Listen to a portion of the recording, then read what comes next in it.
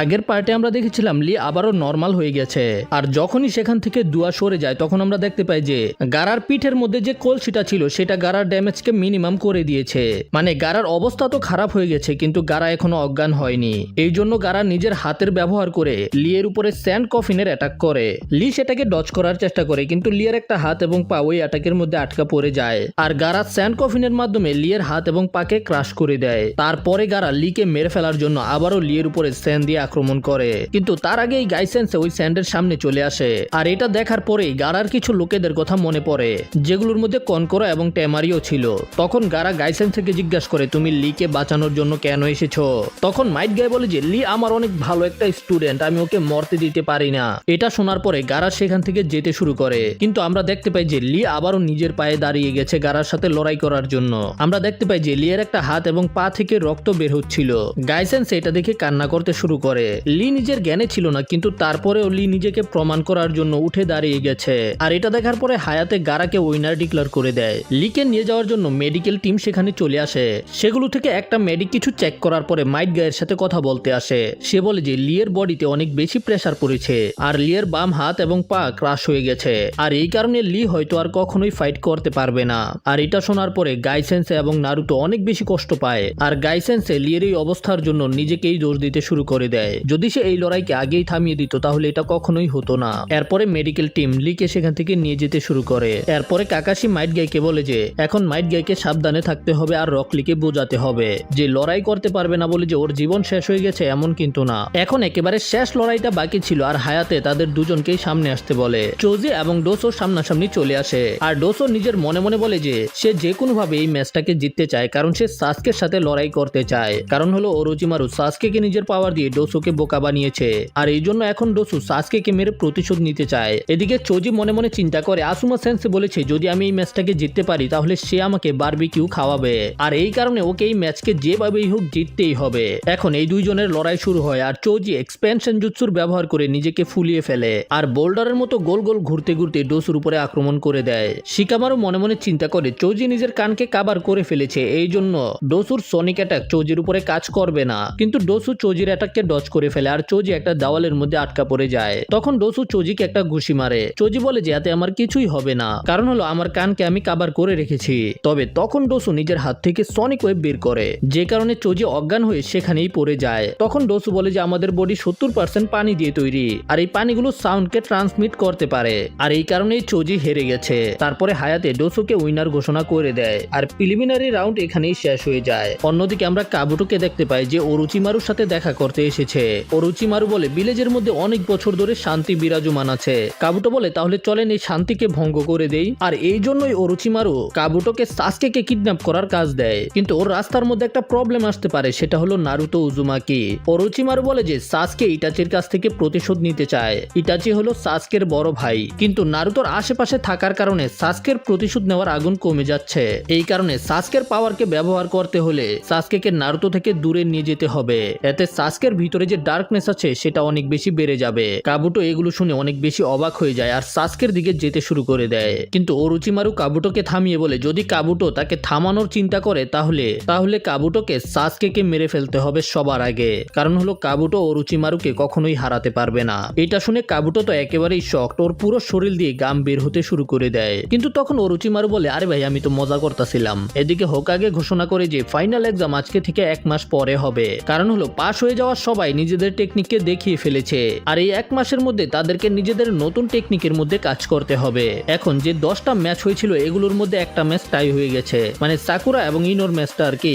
এই কারণে এখন শুধু 8 জন জ্ঞানী ফাইনাল এক্সামের মধ্যে পার্ট নিবে। তাদের নাম হলো নারুতো, সাসকে, নেজি, শিকামারু, শিনো, গারা, কনকরো, টেমারি এবং ডোসু। এর পরের সিনে আমরা দেখতে পাই যে কাবুটো ওই হসপিটালের মধ্যে এসেছে যেখানে সাসকের চিকিৎসা হচ্ছিল। কাবুটো একাই সকল আনবু ব্ল্যাক অপসকে ডিফিট করে এখানে এসেছে। কাবুটো একটা মেডিকেল নাইফকে নিজের হাতে নিয়ে নেয়, যেটা কাকাশি ক্যাচ করে ফেলে। কাকাশি বলে তুমি একাই সকল কপসকে হারিয়ে দিয়েছো, এতে বুঝতে পারছি যে তুমি কোনো নর্মাল নিনজা না। কাবুটো এবং কাকাশি সামনাসামনি ছিল। কাকাশি বলে কাবুটো আমার তোমার উপরে প্রথম থেকেই সন্দেহ ছিল, তুই কি ওরোচিমারুর লোক নাকি? কিন্তু কাবুটো কিছু বলেই না, আর সাসকের গলার মধ্যে কুনাই রেখে বলে যে যেন কাকাশি ওকে এখান থেকে যেতে দেয়, নয়তো সে সাসকেকে মেরে ফেলবে। কিন্তু কাকাশি কাবুটোর উপরে আক্রমণ করে তাকে নিচে ফেলে দেয়। কিন্তু তখনই সেখানে থাকা একটা আনবু ব্ল্যাক অপস উঠে কাকাশির দিকে যেতে শুরু করে, কিন্তু কাকাশির ক্লোন আগেই সেটাকে ঘিরে ফেলে। কিন্তু তখনই আরেকটা কপ সেখান থেকে উঠে জানালা ভেঙে লাফ দিয়ে দেয়, আর সেটাই ছিল আসল কাবুটো। কাকাশি দেখতে পায় যে এখানে কাবুটোর বডি এখনো পড়েছিল। আসলে কাবুটো ডেড সোল জুৎসুর ব্যবহার করেছে, যেটাতে আপনি মৃতদেহের মধ্যে নিজের সোলকে ট্রান্সফার করতে পারবেন, আর ওই বডির অ্যাপিয়ারেন্সও নিজের বডির মতো বানাতে পারবে। আর কাবুটো অরুচিমারুর কাছ থেকে এই সকল জুৎসুকে শিখেছে। এরপরে থার্ড হোকাগে আঙ্কোকে কিছু চিপ দিয়ে সামনে পাঠায়, আর সকল গেনিনকে এগুলো থেকে একটা করে চিটকে উঠাতে হবে। নারুতো একটা চিট উঠায় যেটার মধ্যে নাম্বার 1 লেখা ছিল। সেখানে থাকা সবাই যার যার নাম্বার দেখে। মরিনো তারপরে একটা বোর্ড দেখায় যেটার মধ্যে লেখা ছিল যে কে কার সাথে লড়াই করবে। যেখানে আমরা দেখতে পাই যে প্রথম লড়াই ছিল নারুতো ভার্সেস নেজির, সেকেন্ড ম্যাচ হলো সাসকে এবং গারার, থার্ড ম্যাচ শিনো এবং কনকোরোর, আর ফোর্থ ম্যাচের মধ্যে টেমারির ফাইট হবে ডোসোর সাথে। শিকামারু জিজ্ঞাসা করে এর মানে কি, শুধু একজনই চুনিন হতে পারবে? তখন থার্ড হোকাগে বলে এটা তো জজরা ডিসাইড করবে। এমনও হতে পারে যে একজনের বেশিও চুনিন হতে পারে, আর এটাও হতে পারে যে কেউ চুনিন হবে না। এখন নারুতো হসপিটালে যায় আর কাকাশির সাথে দেখা করে, আর কাকাশিকে বলে যে যেন কাকাশি নারুতোকে ট্রেনিং দেয়। তবে কাকাশি বলে যে এখন কাকাশির আরো বেশি ইম্পর্টেন্ট মিশনের মধ্যে কাজ করতে হবে, এই জন্য সে নারুতোর জন্য একটা ট্রেনারকে হায়ার করেছে। আর তখনই ওই ট্রেনার পিছনে চলে আসে। নারুতো পিছে ঘুরে তাকায় আর দেখতে পায় যে এটার কেউ ছিল না, ইবুইকেও সেন্সে ছিল, যে হলো কোনোহামারুর পার্সোনাল ট্রেনার। আর নারুতো বলে আরে এটা তো লুচ্চা মাস্টার। কাকাশি সেন্সে এই লোক আমাকে ট্রেনিং করাবে নাকি? সে তো আমার থেকে বেশি উইক, কারণ সে আমার সেক্সি জুৎসু দেখে হেরে গেছিল।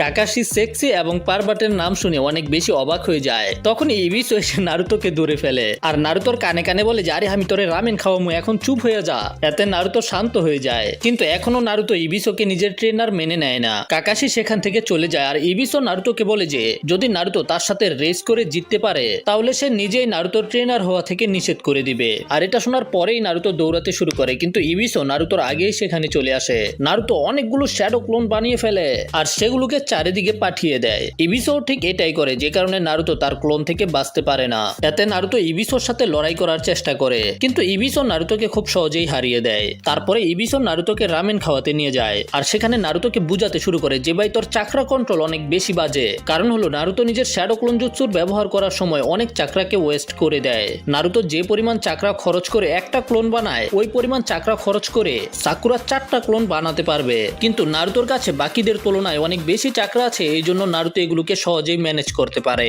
এই জন্য যদি এখন নারুতো নিজের চাকরা কন্ট্রোলকে ভালোভাবে শিখতে পারে তাহলে এমনিতেই নারুতো বাকিদের থেকে স্ট্রং হয়ে যাবে। এরপরে ইবিসো নারুতোকে হট ওয়াটার স্প্রিং এর মধ্যে নিয়ে যায়, আর নারুতো ইবিসোকে জিজ্ঞাসা করে আমরা এখানে কেন এসেছি, আমরা কি এখানে গোসল করবো নাকি? ইবিসো নারুতোকে পানির সামনে নিয়ে গিয়ে বলে যে এখন নারুতোর ট্রেনিং শুরু হবে। এখন ইবিসো নারুতোকে শিখাবে যে নারুতোকে কিভাবে পানিতে হাঁটতে হবে।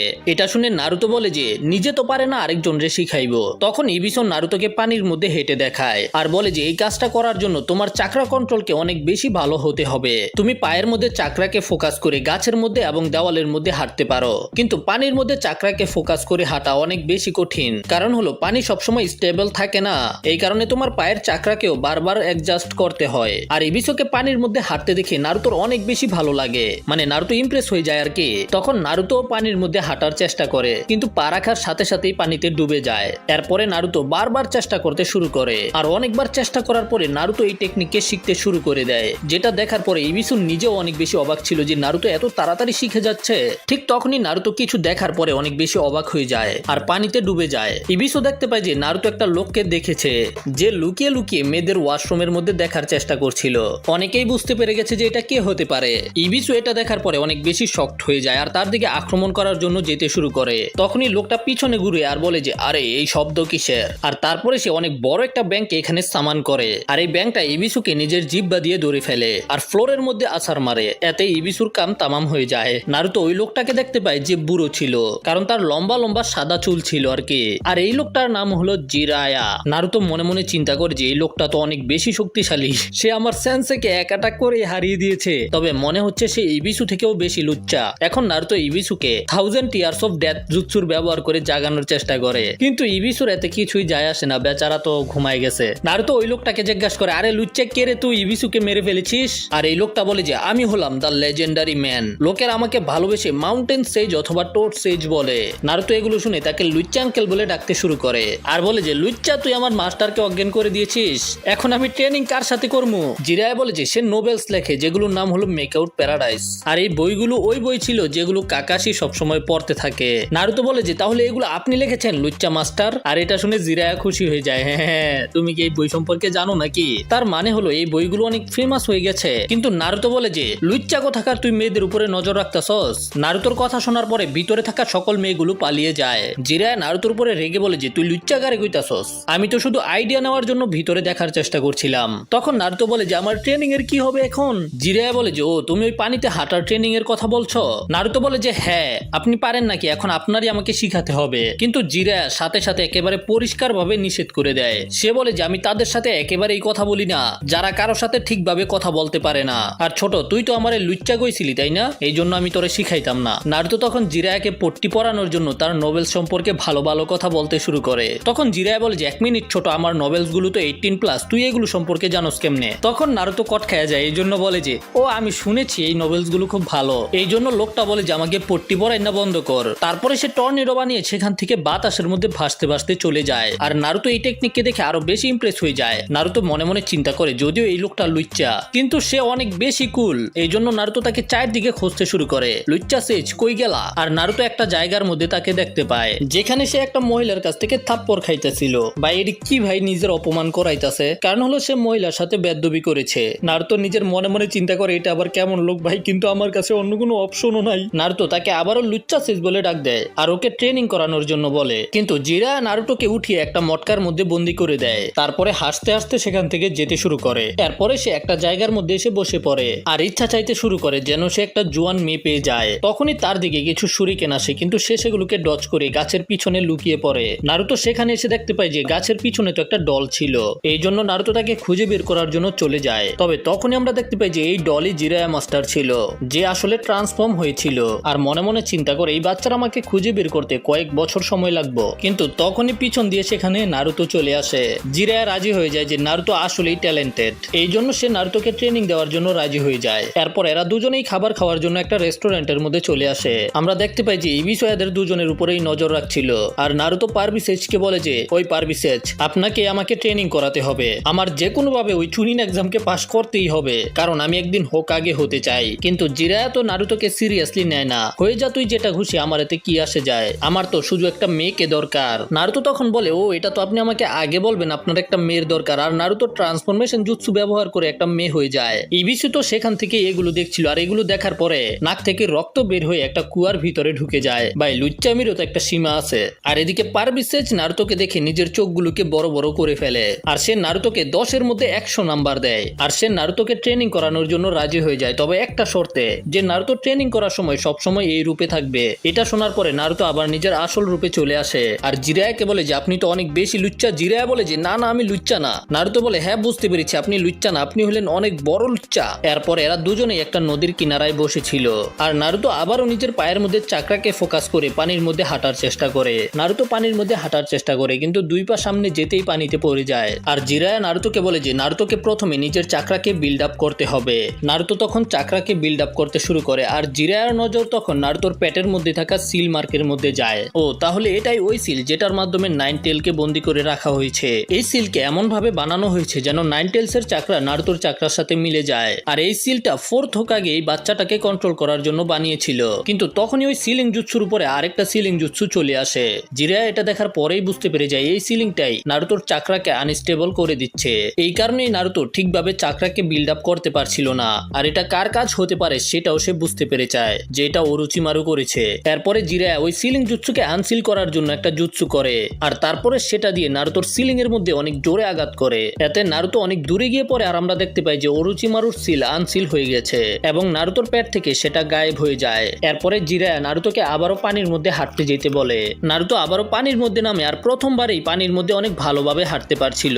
আর নারুতোকে খুশি দেখে জিরায়া নিজেও খুশি হয়ে যায়। আসলে নারুতো এবং জিরায়ার মধ্যে অনেক বড় কানেকশন আছে যেটা আমরা আস্তে আস্তে জানতে পারবো। যাই হোক, তারপরে জিরায়া নারুতোকে বলে যে বাচ্চা এখন সময় চলে এসেছে, তোমাকে নাইন টেলের চাকরাকে কন্ট্রোল করা শিখতে হবে। এখন আমি তোমাকে একটা কিলার টেকনিক শিখাবো। যেটা শুনে নারুতো খুশি হয়ে যায়। জিরায়া নারুতোকে জিজ্ঞাসা করে তুমি কি কখনো ফিল করেছো তোমার মধ্যে 2 ধরনের চাকরা আছে? নারুতো অনেক চিন্তা করার পরে বলে যে হ্যাঁ আমার একবার এমন লেগেছিল যে আমার ভিতরে অনেক বেশি শক্তি চলে এসেছে, কিন্তু ওই চাকরাটা রেড কালার ছিল, কিন্তু আমার চাকরা সবসময় ব্লু কালারের হয়ে থাকে।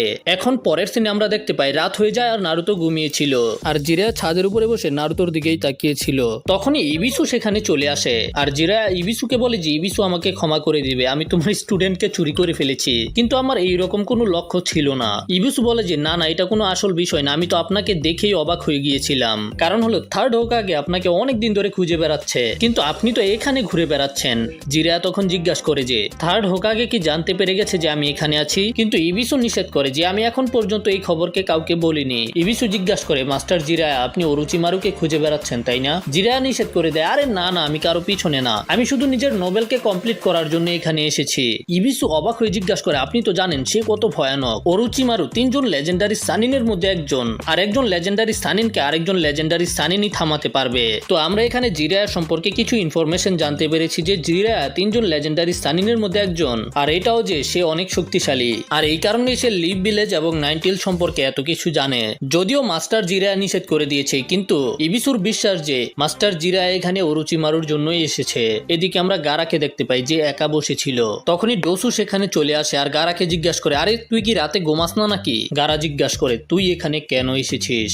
ডোসু বলে যে আরে আমি তো তোকে খুন করার চিন্তা করতেছিলাম, যদি আমি এখনই তোকে এখানেই খুন করে ফেলি তাহলে আমি ফাইনাল এক্সামের মধ্যে সাসকের সাথে লড়াই করতে পারবো। গারা বলে যে তুই অনেক বড় ভুল করে দিয়েছস এখানে আইসা। তারপরেই গারা অনেক ভয়ানক রূপ নিয়ে ফেলে, যেটা শুধু আমরা শ্যাডোকে দেখতে পাই। ডোসু এটাকে দেখার পরে অনেক বেশি ভয় পেয়ে যায়, আর গারা ডোসুকে সেখানেই পিষে মেরে ফেলে। এই ভয়ানক দৃশ্যকে কাবুটো এবং স্যান ভিলেজের নিনজারা দেখছিল। কাবুটো বলে যে ও তাহলে এটা হলো গারা, অনেক বেশি ইমপ্রেসিভ। কিন্তু আরেকটা কথা কাকাশি জানতে পেরে গেছে যে আমি আসলে কে। কাবুটো বলে যে হ্যাঁ তারা জানতে পেরে গেছে যে আমি অরুচিমারুর একজন। সে বলে যে যদি তারা জানতে পেরে যায় তুমি আসলে কে, তাহলে তারা তো আমাদের সম্পর্কেও জানতে পেরে যাবে যে আমরা এখানে কি করতে এসেছি, আর আমাদের লিভ ভিলেজকে ধ্বংস করার প্ল্যান নষ্ট হয়ে যাবে। কাবুটো বলে আরে চিন্তা করো না, যদি তারা জানতেও পেরে যায় তাহলেও তারা আমাদেরকে কিছুই করতে পারবে না। হিডেন লিভ ভিলেজকে ধ্বংস করার প্ল্যান সম্পূর্ণ করেই ছাড়বো। আর এদের দুজনের কথাবার্তা হায়াতে শুনে ফেলে, আর এই ইনফরমেশনকে লর্ড হোকাগে পর্যন্ত পৌঁছানো অনেক বেশি গুরুত্বপূর্ণ।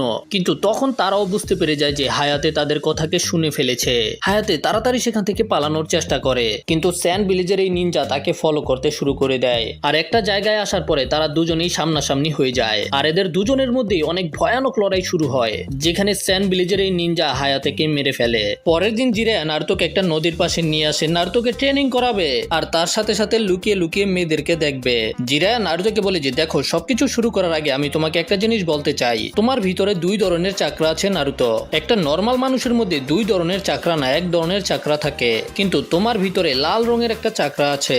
এই জন্য নারুতো ওই লাল চাকরার উপরে ফোকাস করো আর সেটাকেই বাইরে বের করার চেষ্টা করো। নারুতো এটাই করার চেষ্টা করে, কিন্তু এতে কিছুই হয় না। নারুতো এখনো জানে না যে জিরায়া যে চাকরার কথা বলছিল ওইটা আসলে নাইনটেল ফক্সের চাকরা। এখন অনেকক্ষণ ফোকাস করার পরেও নারুতো ওই চাকরাকে বের করতে পারে না। এতে জিরায়া বুঝতে পেরে যায় যে এই চাকরা নারুতোর ইমোশনের সাথে যুক্ত। এই জন্য এই চাকরা তখনই বের হবে যখন নারুতো অনেক বেশি রেগে থাকবে অথবা নারুতোর জীবন ঝুঁকিতে থাকবে।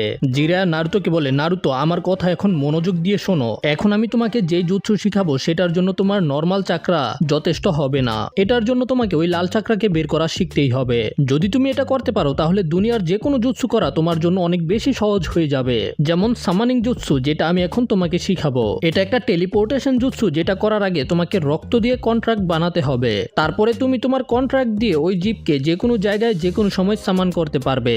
নারুতো এটা শুনে অনেক বেশি এক্সাইটেড হয়ে যায়। জিরায়া বলে যে এটা করার আগে তোমাকে তোমার নর্মাল চাকরাকে অনেক বেশি ব্যবহার করতে হবে, যেন তোমার কাছে শেষে ওই লাল চাকরাগুলোই বেঁচে থাকে ব্যবহার করার জন্য। এই জন্য এখনই যত তাড়াতাড়ি সম্ভব নিজের নর্মাল চাকরাকে শেষ করো। আসলে মাস্টার জিরায়ার প্ল্যান হলো যখন নারুতো নিজের বডির সব চাকরা শেষ করে ফেলবে তখন নারুতোর বডির মধ্যে শুধু নাইনটেলের চাকরা থাকবে, আর এইভাবেই নারুতো খুব সহজেই নাইনটেলের চাকরাকেও ব্যবহার করতে পারবে আর সামানিং জুৎসুও শিখতে পারবে। তারপরে নারুতো শ্যাডো ক্লোন জুৎসুর ব্যবহার করে নিজেদের মধ্যেই লড়াই করে নিজেই জিতে যায়, আর এইগুলো করার পরে নারুতো একেবারে ক্লান্ত হয়ে যায়। জিরায়া সেন্সে তখন নারুতোকে সামানিং জুৎসু করে দেখায়। সে প্রথমে নিজের দাঁত দিয়ে হাতের মধ্যে কামড় দিয়ে কেটে ফেলে, তারপরে ওই রক্তকেই নিজের হাতের মধ্যে লাগিয়ে সেটাকে মাটির মধ্যে আঘাত করে, আর ঠিক তখনই সেখানে অনেক বড় একটা ব্যাঙ চলে আসে। নারুতো এটা দেখার পরে অনেক বেশি ইমপ্রেস হয়ে যায়। এই ব্যাঙটা অনেক বড় স্ক্রোল নিজের মুখ থেকে বের করে আর নারুতোকে দেয়। জিরায়া নারুতোকে বলে যে নারুতো এটা খোলো, এটা হলো সামানিং জুৎসুর কন্ট্রাক্ট। সবার প্রথমে তোমাকে নিজের রক্ত দিয়ে এখানে কন্ট্রাক্ট ফর্ম বানাতে হবে, তারপরে তুমি যখন তখন তখন যে কোনো জায়গায় নিজের কন্ট্রাক্ট করা জিপকে সামান করতে পারবে। নারুতো তখন দাঁত দিয়ে নিজের হাতে কামড় দেয় আর তারপরে নিজের রক্ত দিয়ে নিজের নামকে ওই স্ক্রোলের মধ্যে লিখে ফেলে আর তারপরে নিজের চাকরাকে ফোকাস করে সামানিং জুৎসু বলে নিজের হাতকে মাটির মধ্যে আঘাত করে। কিন্তু একটা বড় ব্যাঙ সেখানে আসার বদলে সেখানে একটা ব্যাঙের বাচ্চা আসে আর এটা দেখার পরে জিরায়া সেন্সের রিঅ্যাকশন কিছুটা এমন ছিল, আরে ভাই জিরায়া লিপস্টিক দিল কোন সময়? নারুতো এখানে বারবার সামানিং জুৎসুর প্র্যাকটিস করতে থাকে কিন্তু জিরায়ার সেন্সের নজর ওই দিকে ছিল না, তার বদলে নদীর কিনারে গোসল করা কিছু মেয়েদের উপরে ছিল। নারুতো বলে যে ওই পারবি সেন্সে আপনি কি এই কারণেই এই জায়গার মধ্যে এসেছেন নাকি? আমাকে ট্রেনিং করানোর বাহানা দিয়া মেয়েদেরকে দেখতাছেন? জিরায়া বলে যে আরে বদমাশ বাচ্চা, আমি তো এখানে রিসার্চ করতাছি, নিজেকে দেখা আগে 5 বার প্র্যাকটিস করে ফেলছস কিন্তু এখন একটাও সামানিং করতে পারস নাই, এই জন্য তোকে দেখার বদলে অনেক ভালো হবে যদি আমি সুন্দর সুন্দর মেয়েদেরকে দেখি। নারুতো বলে যে আচ্ছা আচ্ছা ঠিক আছে আমি করতাছি এইবার ঠিকভাবে করবো। তারপরে নারুতো আরো একবার ট্রাই করে কিন্তু এইবারও ফলাফল আগের মতোই। জিরায়া বলে যে আমি বুঝতে পেরে গেছি তোর ভিতরে কোনো ট্যালেন্ট নাই, যা গিয়ে ফ্রি ফায়ার খেলগা, তোরে দিয়ে কোনো কাম হইতো না। অন্যদিকে আনবু ব্ল্যাক অপস হায়াতে সেন্সের বডিকে খুঁজে পায় আর তারা এই খবরকে লর্ড হোকাগে পর্যন্ত পৌঁছে দেয়, যে কারণে লর্ড হোকাগে এমার্জেন্সি মিটিং ডাকে, যে কারণে সব জনিনরা সেখানে চলে আসে। সে বলে যে তোমরা হয়তো জানো না কিন্তু হায়াতের ডেড বডি পাওয়া গেছে, হায়াতে কি কেউ খুন করেছে। সবাই এটা শুনে অনেক বেশি ভয় পেয়ে যায়। তখন কাকাশি বলে এটা অবশ্যই কাবুটোর কাজ, কারণ কাকাশিকে কাবুটোর আসল উদ্দেশ্য জানার কাজ দেওয়া হয়েছিল আর কাকাশির সন্দেহ যে এটার পিছনে অরুচিমারুর হাত রয়েছে। তখন সেখানে থাকা একটা ওল্ড লেডি বলে যে তাদেরকে চুনিন এক্সাম ক্যান্সেল করে দেওয়া উচিত, তাদেরকে সবার প্রথমে অরুচিমারুর সাথে লড়াই করতে হবে। কিন্তু থার্ড হোকাগে নিষেধ করে দেয়, কারণ যদি তারা এখন চুনিন এক্সামকে থামিয়ে দেয় তাহলে অরুচিমারু অন্য কিছু করবে। অন্যদিকে আমরা দেখতে পাই যে ইনো এবং সাকুরা ফুল নিয়ে হাসপাতালে আসে সাসকের সাথে দেখা করতে, কারণ এখন সাসকে হসপিটালে ছিল। কিন্তু যখনই নার্স দরজা খুলে দেখতে পায় যে সাসকে সেখানে নেই, এটা দেখার পরে তারা তিনজনেই অবাক হয়ে যায়। সাকুরা ভয় পেয়ে যায় কারণ সাকুরা মনে করে যে সাসকে অরুচিমারুর কাছে চলে গেছে। তারপরে তারা লিয়ের সাথে দেখা করতে যায় কিন্তু তারা দেখতে পায় যে লিও নিজের রুমের মধ্যে ছিল না, আসলে লি তো মাঠের মধ্যে এক্সারসাইজ করছিল। এটা দেখার পরে নার্স লিয়ের কাছে আসে। লি এত বেশি আহত হওয়ার পরেও হার মানতে রাজি না, ওর হাত পা ভেঙে গেছে তারপরেও পুশ আপ মারার চেষ্টা করছে আর এত পুশ আপ মারার কারণে লি অজ্ঞান হয়ে যায়। ভাই সাব লিয়ের মধ্যে কত বেশি সাহস। এদিকে বাকিরা সবাই চুনিন এক্সাম দেওয়ার জন্য প্র্যাকটিস করছিল আর আমরা কাকাশিকে দেখতে পাই। কাকাশি এক হাত দিয়ে পাহাড়ে ওঠার চেষ্টা করে, কাকাশি একেবারে পাহাড়ের উপরে উঠে যায় আর দেখতে পাই যে আগে থেকেই সেখানে কেউ ছিল, যেটা হলো সাসকে। অন্যদিকে আমরা দেখতে পাই যে নারুতো ওই সামানিং জুৎসুরি ব্যবহার করা শিখতেছিল আর এইবার নারুতো যেটাকে সামান করেছে সেটার মধ্যে 2টা পাও ছিল, কিন্তু নারুতোকে শুধু এটা করতেই 3 সপ্তাহ লেগে গিয়েছে। এই জন্য জিরায়া সেন্সে অনেক বেশি নিরাশ। 3 সপ্তাহ অলরেডি শেষ হয়ে গেছে আর পরের সপ্তাহে ওদের চুনিন এক্সাম। জানি না ভাই নারুতো কি করবো, চুনিন এক্সাম কি দিতেও পারবো নাকি দিতে পারতো না। তারপরে নারুতো অজ্ঞান হয়ে যায় আর জিরায়া সেন্সে বুঝতে পেরে যায় যে এইবার নারুতোর ভিতর থেকে ওই লাল চাকরাকে কিভাবে বের করতে হবে। এটার জন্য জিরায়ার নারুতোর জীবনকে বিপদে ফেলতে হবে। যাই হোক, এরপরে জিরায়া নারুতোর মুখের মধ্যে 1 বালতি পানি মারে আর নারুতোকে ঘুম থেকে জাগিয়ে তোলে। সে বলে যে নারুতো তুমি 3 সপ্তাহ ধরে প্র্যাকটিস করছো কিন্তু এতে তো কোনো উপকার হচ্ছে না। নারুতো বলে যে আমি তো নিজের পুরো চেষ্টা করছি, আমাকে আরেকটু সময় দেন। তারপরে তারা দুজনেই একটা ব্রেক নেয় আর একটা রামেন শপের মধ্যে চলে আসে, যেখানে নারুতো গলা পর্যন্ত ভরে রামেন খায়। নারুতো যত পারো খাইয়া নাও, এটা তোমার শেষ খাওন হইতে পারে। নারুতো বলে যে কি এটার মানে কি আবার? জিরায়া বলে আরে না না আস্তে আস্তে খাও। আর যখন টাকা দেওয়ার পালা আসে তখন আমরা জানতে পারি যে জিরায়া সেন্সে আগে এখান থেকে চম্পট মারছে আর এখন বেচারা নারুতোকে পুরো খাবারের বিল দিতে হবে। এতে নারুতোর পার্স একেবারে খালি হয়ে যায়। তখনই জিরায়া পিছন দিয়ে নারুতোর কাছে আসে আর নারুতো বলে যে পারবি সেন্সে আমি মনে করেছিলাম আপনি বিল দিবেন। জিরায়া বলে আমি আবার কোন সময় বললাম যে আমি বিল দেবো? এটা শোনার পরে তো নারুতো লিটারালি কান্না করতে শুরু করে দেয় আর জিরায়া নারুতোকে জিজ্ঞাসা করে ওই নারুতো তুই কি কোনো মায়েরে পছন্দ করস? তখন নারুতো বলে যে হ্যাঁ সাকুরা। জিরায়া বলে যে তাহলে চল ওর কাছে, তুমি এখন ওকে জড়িয়ে ধরবে। যেটা শুনে নারুতো লজ্জা পেয়ে বলে যে আসলেই এটা কি আমার ট্রেনিং এর পার্ট নাকি? হ্যাঁ হ্যাঁ তুমি এটা বলতে পারো, তাহলে চলো তাড়াতাড়ি। নারুতো সাকুরার কাছে যায় আর সাকুরার সাথে কথা বলার চেষ্টা করে আর জিরায়া পিছন থেকে এইগুলো দেখছিল, যেখানে নারুতো সাহস করে সাকুরাকে বলে দেয় ওকে জড়িয়ে ধরবে, কিন্তু সাকুরা তো নারুতোর কথাকে বুঝতেই পারে না। তারপরে সাকুরা সেখান থেকে যেতে শুরু করে দেয় কিন্তু নারুতো সাকুরাকে থামিয়ে দেয়। নারুতো সাকুরাকে ধরে টান দেয়, এতে সাকুরা নারুতোর উপরে পড়তে শুরু করে আর নারুতো নিজের হাত পা ফেলে দেয় সাকুরাকে জড়িয়ে ধরার জন্য। তবে সাকুরা বুঝতে পেরে যায় যে নারুতো কি করতে চায়, এই জন্য সাকুরা ওকে জড়িয়ে ধরার বদলে ওর চেহারার মধ্যে একটা ঘুষি মারে, এতে নারুতোর চাড্ডি বাড্ডি গুল হয়ে যায়। এরপরে জিরায়া নারুতোকে নিয়ে জঙ্গলের দিকে যেতে শুরু করে, কিন্তু নারুতো তো এখানে কিছুই বুঝতে পারছিল না যে আসলে জিরায়া সেন্সে নারুতোকে দিয়ে এইগুলো কি করাচ্ছে। তখন জিরায়া নারুতোকে জিজ্ঞাসা করে নারুতো আর কি কিছু আছে যেগুলো তুমি করতে চাইতে? নারুতো তখন জিজ্ঞাসা করে আমি কিছু বুঝতে বুঝতে পারছি না আপনি আমাকে এইগুলো কেন জিজ্ঞাসা করছেন। আর নারুতোর এই কথা শেষ হওয়ার আগেই জিরায়া সেন্সেই নারুতোর পেটের মধ্যে অনেক জোরে একটা ঘুষি মারে। আর এই ঘুষি খাওয়ার পরেই নারুতো অজ্ঞান হয়ে যায়। আর নারুতোর অজ্ঞান হওয়ার পরে জিরায়া চিন্তা করে যেটা তোমার জন্য অনেক বেশি বিপজ্জনক হতে পারে নারুতো, কিন্তু আমার কাছে এখন আর অন্য কোনো রাস্তা নেই। নাইনটেল ফক্সের চাকরা তখনই বের হয়ে আসবে যখন তোমার উপরে বড় বিপদ আসবে, এই জন্য ফোর্থ হোকাগে আমাকে ক্ষমা করে দিবে। তারপরে জিরায়া নারুতোকে নিয়ে একটা ভয়ানক জায়গার মধ্যে চলে আসে যেখানে অনেক বড় একটা গর্ত ছিল। সে নারুতোকে জাগিয়ে দেয় আর নারুতো যখন জেগে ওঠে আর নারুতোকে গর্তে ফেলে দেওয়ার জন্য নারুতোকে নিজের আঙুল দিয়ে ধাক্কা দেয়। আর এতে নারুতো জোবজার পার করে ওই গভীর গর্তর মধ্যে পড়তে শুরু করে। নারুতো উপর থেকে পড়ছিল তখন নারুতো নিজের প্রাণ বাঁচানোর জন্য নিজের চাকরাকে ফোকাস করে গর্তের আশেপাশের পাথরগুলোকে ধরার চেষ্টা করে, কিন্তু এটা একেবারে ইম্পসিবল ছিল কারণ এই পাথরগুলো পিছলা। নারুতো ওই পাথরগুলোকে কোনোভাবেই ধরতে পারবে না, এই জন্য অনেক গতিতে নিচে পড়তে শুরু করে। আর যদি নিচে পড়ে যায় তাহলে ওর কেল্লা ফতে হয়ে যাবে। কিন্তু তখনই সবকিছু একেবারে চেঞ্জ হয়ে যায় আর নারুতো এমন একটা জায়গায় ছিল যেখানে নারুতো কখনোই যায়নি। এই জায়গাটা নারুতোর চিন্তা ভাবনা থেকে একেবারেই অন্যরকম ছিল। নারুতো দেখতে পায় যে ওর সামনে অনেক বড় একটা লোহার দরজা ছিল যেটা সিল করা ছিল, কিন্তু সেটার ভিতর থেকে অনেক ভয়ানক একটা শব্দ আসছে। নারুতো ওই দরজার কাছে যেতেই দেখতে পায় যে অনেক বড় বড় লাল চোখগুলো নারুতোর দিকেই তাকিয়ে ছিল। নারুতো বুঝতে পেরে যায় যে এই বড় দেখতে জীবটা আর কেউ না, এটা হলো নাইনটেল ফক্স। আর ওই শক্তিশালী লাল চাকরা যেটা নারুতো ব্যবহার করে এটা এর কাছ থেকেই বেরিয়ে আসে। তখনই নাইনটেল ফক্স নারুতোকে বলে যে ওই ছেলে তুই এখানে কেন এসেছিস, তোর কি চাই? নারুতো বলে যে অনেক হয়ে গেছে, তুমি অনেক সময় ধরে আমার ভিতরে বসবাস করছো, আমার এখনই তোমার চাকরার দরকার। নাইনটেল বলে যে ও আসলেই নাকি, তোমার ভিতরে তো অনেক বেশি সাহস, যদি আমি এখন তোমাকে শেষ করতে পারতাম তাহলে অনেক মজা পাইতাম, কিন্তু যদি তুমি এখন মারা যাও তাহলে আমিও মারা যাব, এই জন্য এইবারের জন্য আমি তোমাকে নিজের চাকরা দিচ্ছি। তখন নারুতো আবার দেখতে পায় যে নারুতো উপর থেকে নিচে পড়ছে আর তখন নারুতো নিজের ভিতরের চাকরাকে ব্যবহার করে আবারও সামানিং জুৎসু করে। আর এইবার নারুতোর ভিতরে নাইনটেলের চাকরা থাকার কারণে নারুতো অনেক বড় একটা ফ্রককে সামান করতে পারে। নারুতো এটা দেখে অনেক বেশি খুশি হয়ে যায় আর নারুতো ওই ফ্রকটার উপরে পড়ার কারণে নারুতোর জীবনও বেঁচে যায়।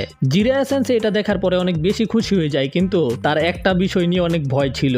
নারুতো এতগুলো ব্যাঙের মধ্যে এই ব্যাংটাকে সামান করেছে যেটাকে কন্ট্রোল করতে জিরায়েরই অবস্থা খারাপ হয়ে যায় আর এই কারণে জিরায়া চুপি চুপি সেখান থেকে পালাতে শুরু করে।